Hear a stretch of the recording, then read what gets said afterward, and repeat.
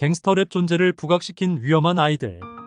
1995년 공개된 미셸 파이퍼 주연의 위험한 아이들은 선도 불능의 학생들을 마침내 제 몫을 아는 청년들로 이끌어내는 고등학교 여선생의 활약을 그린 스승과 제자를 소재로 한 교육 영화이다.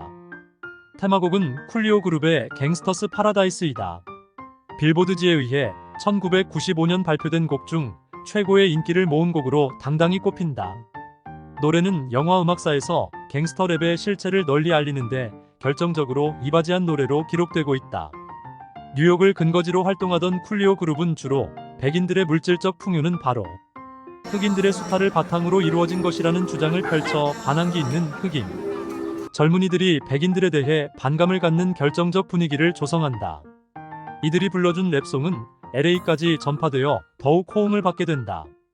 그것은 이 지역이 뉴욕보다도 흑인들의 생활 환경이 더욱 열악해 백인 존재와 문화에 대해 더욱 강력한 반발을 갖고 있었기 때문이라는 의견이 제기된다.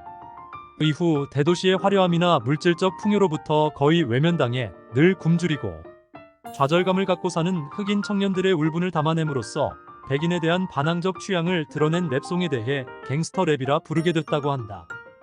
이와 같은 태동 이유로 인해 갱스터 랩은 사회 질서와 공권력에 대한 냉소, 마약 등 약물 남용을 부추기는 듯한 주장의 노랫말 등을 담고 있는 것이 특징이다. 이들을 위시해서 대다수 LA 지역 래퍼들은 격렬한 과격함을 띠고 있었다. 1992년 4월 29일부터 5월 4일까지 로스앤젤레스에서는 대규모 흑인 폭동이 벌어졌다. 4월 29일 흑인 청년 로드니 킹을 집단 구타한 4명의 백인 경찰관에 대한 무죄 판결이 내려지자 분노감에 휩싸인 흑인들은 거리로 쏟아져 나와 폭력 방화약 탈살인을 자행한 것. 미국 사회 구조가 항상 간직하고 있던 인종차별에 대한 폭발이었다. 그동안 꾸준히 인종차별이 개선돼 일부 흑인들은 중산 계급으로 격상했지만 대다수 흑인들은 대도시 외곽에서 슬럼가를 형성하면서 극빈층을 이루고 있었다. 이 같은 흑인들이 꾸준히 증가하고 있는 것도 LA 폭동 발발의 주요 원인으로 지적됐다. LA 지역을 주축으로 흑인 폭동이 발생하기 이전부터 퍼블릭 에너미는 1988년 인종차별과 백인 우월주의를 비판한 이 테이크 어 네이션 오브 밀리언즈 투 홀드 어스 백을 발표한 바 있어 흑인들이 품고 있는 백인에 대한 뿌리 깊은 악감정의 일단을 엿볼 수 있게 했다.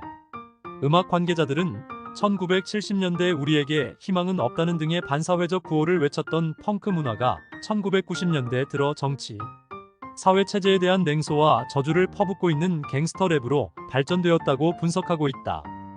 쿨리오가 갱스터스 파라다이스로 대중성을 확보하기 이전에 갱스터 랩이 대중음악계에 인식되기 시작한 것은 스파이크 리 감독의 똑바로 살아라에서 테마곡을 불러준 퍼블릭 에너미가 시발이 됐다.